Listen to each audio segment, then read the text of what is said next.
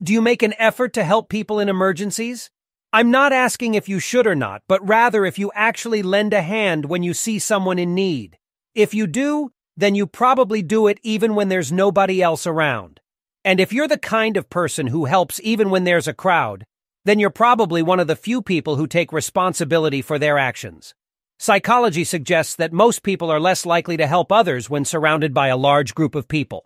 This concept is known as the bystander effect. In 1964, an American woman named Kitty Genovese was returning home late from work. She was viciously attacked and sexually assaulted by a man with a knife while walking home to her apartment complex from a nearby parking lot. As reported in the New York Times 2 weeks later, for over half an hour, 38 respectable, law-abiding people heard or saw the man attack her 3 separate times. The voices and lights from the bystanders in nearby apartments interrupted the killer and frightened him off twice, but each time he returned and stabbed her again. None of the 38 witnesses called the police during the attack, and only one bystander contacted authorities after Kitty Genovese died. This incident led to widespread questions about why so many people failed to act when faced with such a horrifying situation. Media reports initially suggested that witnesses didn't want to get involved. However, social psychologists have offered a more scientific explanation for the bystander effect. They suggest that it is rooted in a concept known as the diffusion of responsibility. This form of attribution explains that in a large group, individuals feel less personally responsible for taking action, as the responsibility is diffused among everyone present. This diffusion decreases overall motivation to help, as each person assumes someone else will take charge. To further understand the bystander effect, social psychologists Bibb Latané and John M. Darley conducted multiple studies. In one experiment, participants were placed in different scenarios where they would witness or hear a possible emergency. In one condition, they were alone in a room. In another, they were with 2 other participants. And in the last condition, 2 individuals acted like regular participants. As participants filled out questionnaires, smoke began to fill the room. When alone, 75% of them reported the smoke. But when with 2 others, only 38% reported it. And when in the last group, the 2 Confederates acknowledged the smoke but ignored it, only 10% reported it. These findings show that the more people there are, the less likely someone is to take action. Another experiment found that when participants were the only witness to someone in distress, 70% offered help. But when others were present, only about 40% helped.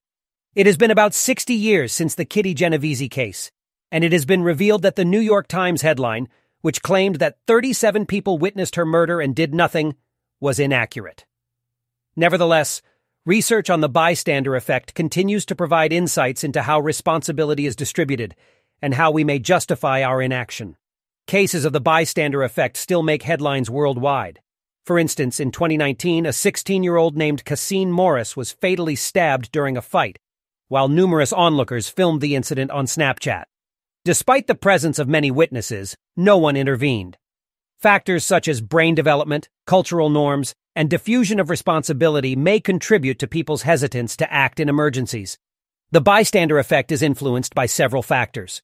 Group size plays a significant role, as larger groups tend to lead to a higher likelihood of inaction. The perceived competence of others can also impact our willingness to help. If we believe that others are more capable or knowledgeable, we may be less likely to step in and help. The bystander effect can be observed in various everyday situations, affecting decision-making and responsibility distribution. One common example is the care of aging parents. In large families, it's not uncommon for each sibling to assume that someone else will take on the primary responsibility of caring for their elderly parents. This diffusion of responsibility can lead to delays or inadequate support for the parent's needs, as everyone waits for someone else to take the lead. Another instance where the bystander effect comes into play is during group projects or assignments. When working in a team, it often happens that some members assume others will take on most of the workload. This diffusion of responsibility can result in unequal contributions, with a few individuals doing most of the work, while others take a back seat, assuming their teammates will handle it. Remember, your actions hold significance in various aspects of life. Whether it's reporting a crime scene, taking care of aging parents, or assuming responsibility in a group project, be the person who breaks the pattern and takes a stand. By doing so, you can inspire others to do the same. Today, someone may need your help, but tomorrow, you might find yourself seeking assistance. Think about it. Like and subscribe for more thought-provoking content.